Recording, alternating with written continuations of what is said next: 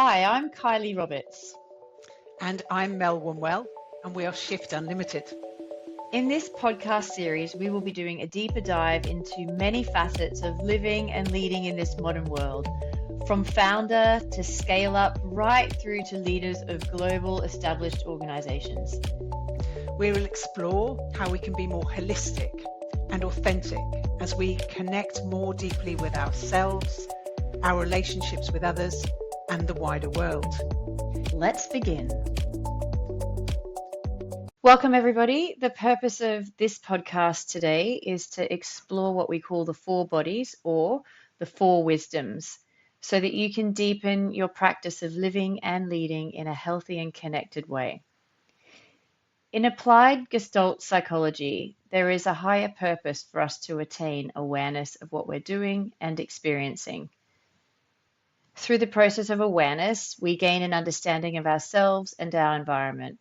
We recognize the potential for change and our capacity to make choices so that we may live an authentic and meaningful life.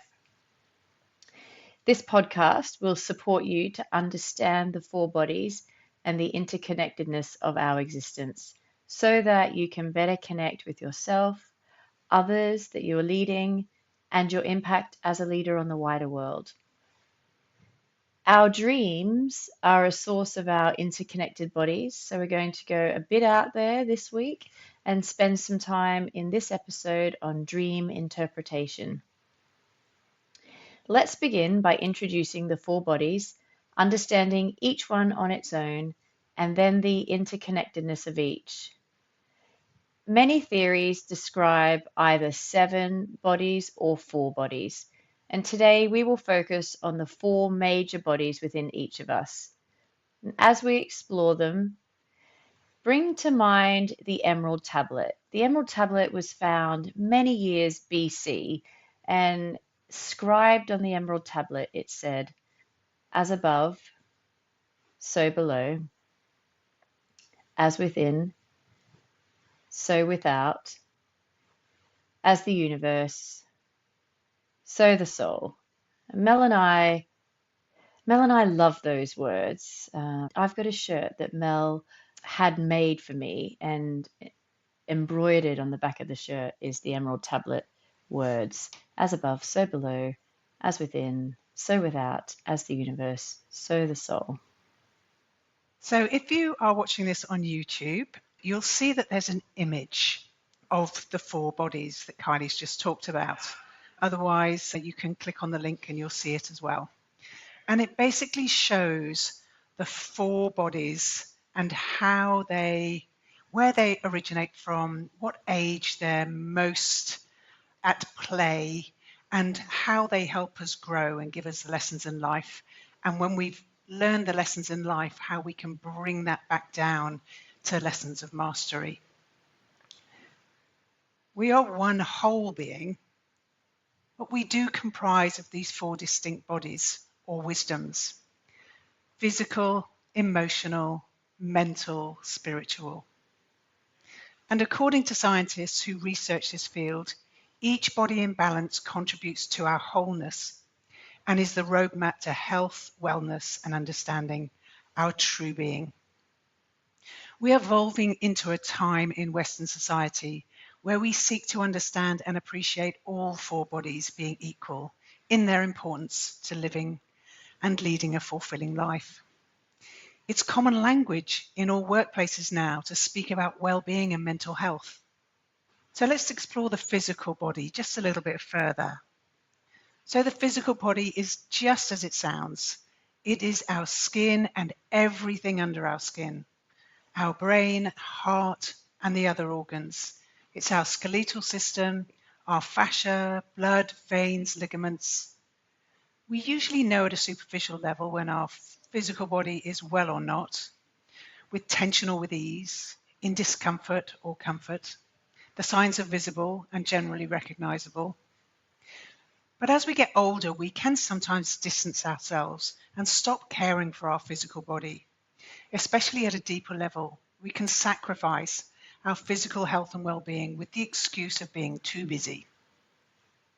Our Western medical culture places a lot of emphasis on this body, with Western medicine treating the point at which the ailment or the pain or the injury is occurring.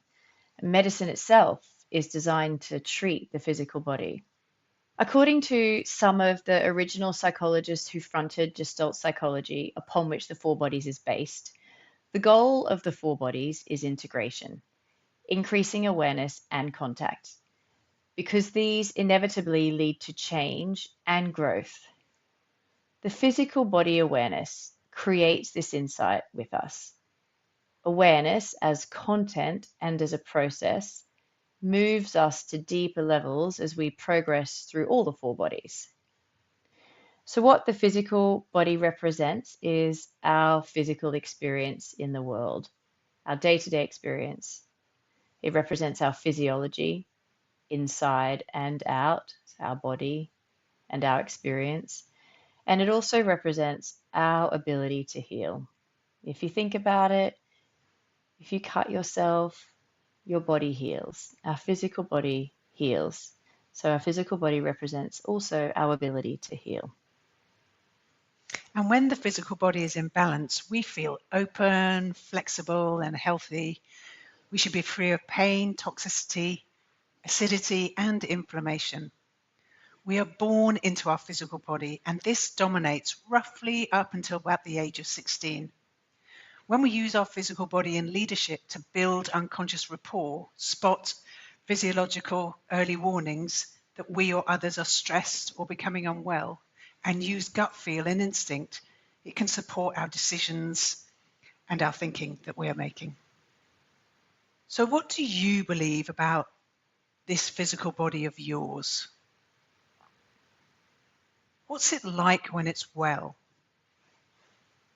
What's it like when it's under strain?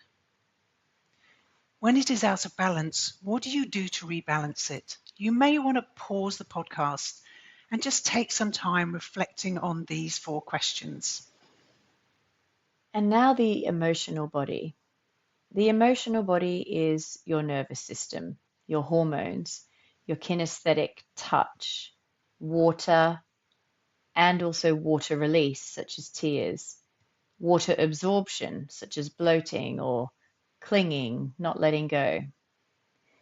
How we are doing emotionally is represented by how calm or rough the waters are in our thoughts and in our dreams.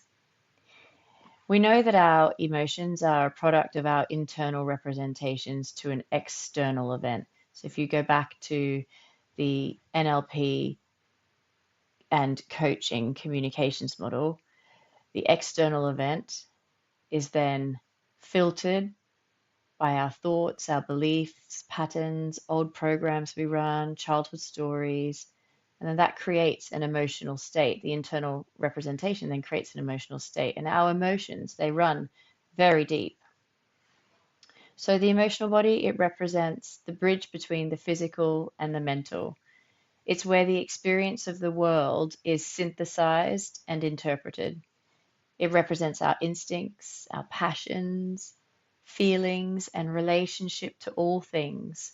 For example, how we react, interpret, and respond to situations, particularly anything that's not factual, like how we feel when people look at us in a certain way, or how we respond to something that they might say.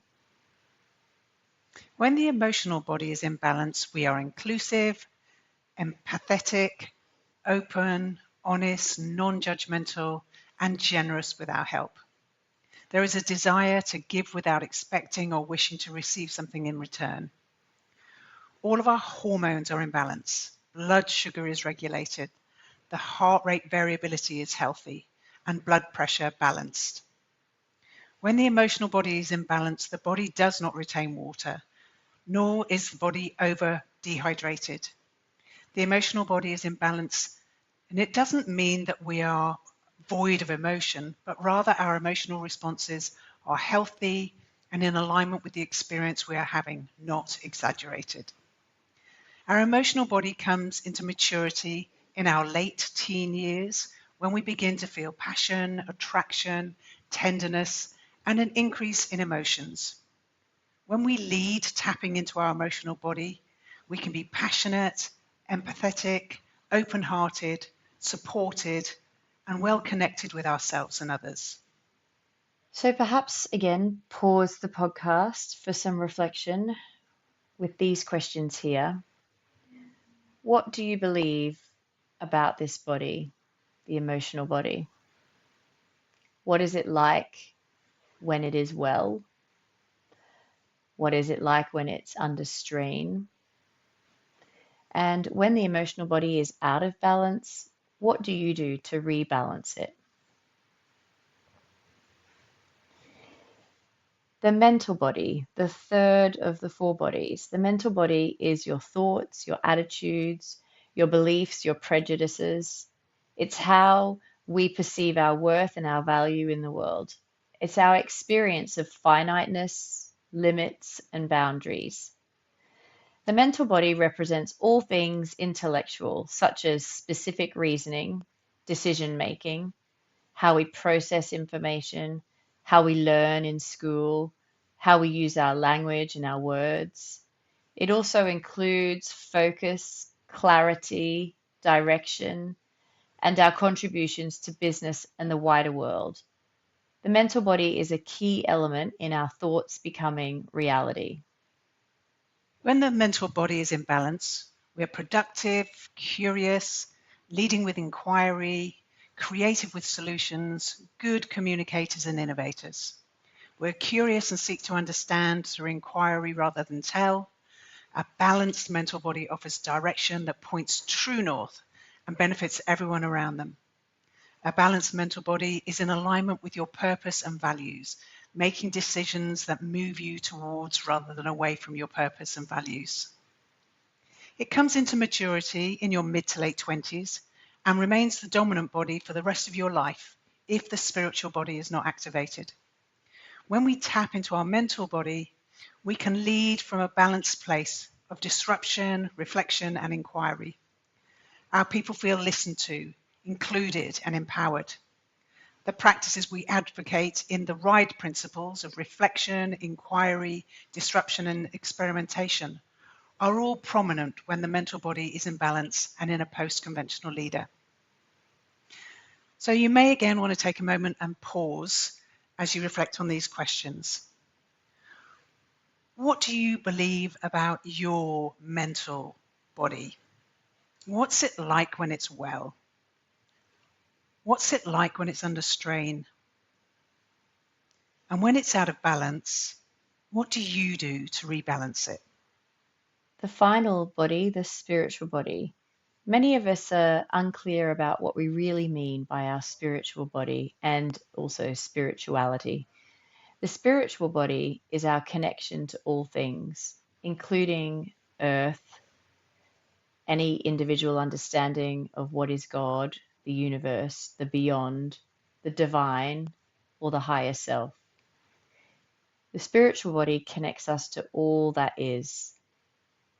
And spirituality, in essence, to do with our spirituality is in essence to do with our exploration of what we can't see, but we know at some level exists.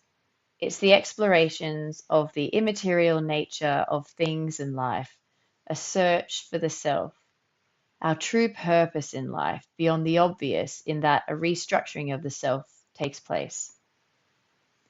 The principal pillar of Gestalt therapy is phenomenology. It's a tricky word. Phenomenology is the science of experience.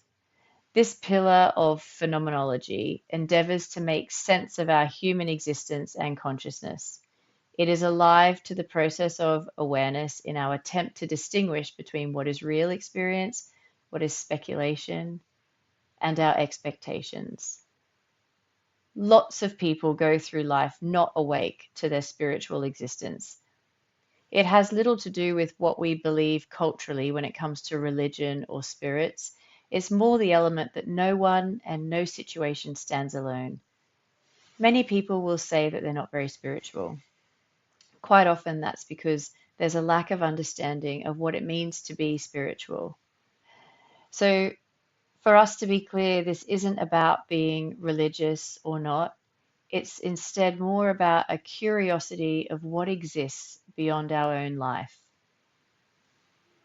It's becoming clear that we're living through a time of pivotal evolution right now. We're making more conscious choices in our lives, who we work for, who we partner with, what we eat, what we consume on TV and social media, what we read, where we holiday. As the collective go through this evolutionary change, the spiritual body awakens. The development of the spiritual body is often considered or even mistaken to be a midlife crisis in the Western world, instead of the natural awakening as it is considered in the Eastern world. The spiritual body represents the unity of all living things. When the spiritual body is in balance, we experience calm, fearlessness, a sense of oneness, and we're highly creative. The spiritual body represents the synthesis and balance of the other three bodies. It's alchemical in nature that we are greater than the sum of our parts. When we tap into our spiritual body, we lead from a place of purpose beyond profit for the good not just of us and our shareholders, but with all the stakeholders, including the earth, in mind. It's happening across all industries and all locations now. It's no longer good enough just to be profitable in business. Using the profits and business to benefit the greater good is not just a nice to have, but it's much more of a necessity now. If you take a look at the four bodies image again, either in the show notes or on YouTube, you can see that the lesson of life is to naturally unfold through the four bodies, taking care of each one as it evolves, keeping it in balance so that we can really tap into our full potential as leaders and people living in this modern VUCA world. The lessons of mastery is to bring down the energy of your spiritual body into your thoughts, your emotions, and your physical existence. Taking post-conventional practices that are explored here on the podcast and making them everyday life, business, and leadership practices. So again, you're welcome to pause and take a few moments to write down these questions and to journal on them at the end of the episode. So where are you in balance and out of balance? What is the implication of all this on how you are leading and where you are taking your business?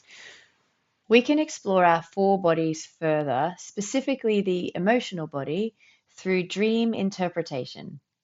Dreams are messages from our emotional body, and most often we ignore the message. Dream interpretation is a powerful tool that you can use in your own life where you feel stuck or you're unable to see options, you don't know what to do or where to go. Research from sleep labs and REM sleep suggests that everyone has at least 5 dreams each night, each dream lasting about 1 minute. Dreams are a message to your spiritual self, and each fragment of the dream contains the whole message. Therefore, even if you remember only part of the dream, the whole message for you is contained in that fragment. Dreams connect our physical body, our physical existence, to our emotional, mental, and spiritual bodies. The lesson of mastery, as Mel was saying, is to bring the learnings, the messages from these three bodies into our physical existence, our daily experience. This is why it can be really valuable to do dream interpretation. So we stop ignoring the messages that are being delivered to us, we're awake to them. The process that we will share is great for you to use regularly. And today, as we talk through the process, maybe you can think of a recent dream you've had, or perhaps if you have recurring dreams, think of a recurring dream. So you'll see an image, if you're watching this on YouTube or in the show notes, you'll see an image of a template, which is the dream interpretation template. In the box right at the top of the page, consider a challenge that you have in life right now. So it could be a business challenge or it could be something else. And take a moment to write that down as the context for interpreting this dream.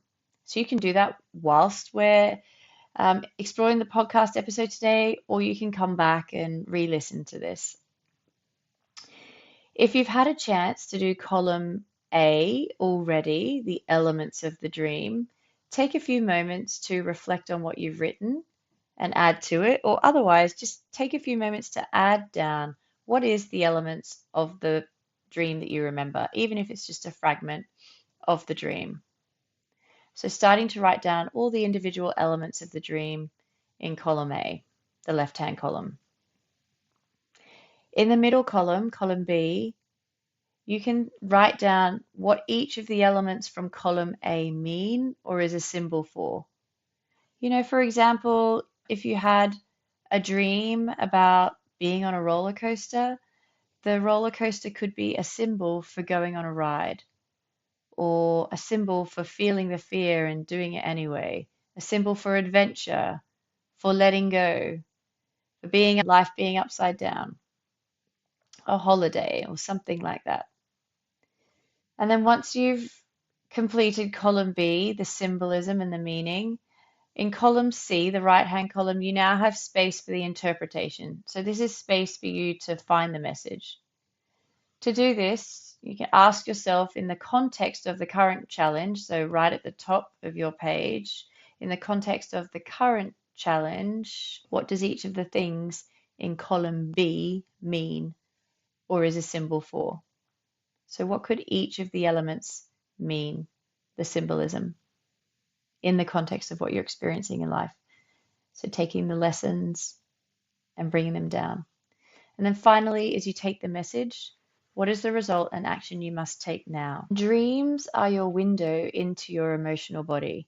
We encourage you to continue to notice and take notice of your dreams and to use the dream interpretation template and format to take the messages into your physical body, into your physical existence. Mel and I both are really inspired by our own four bodies.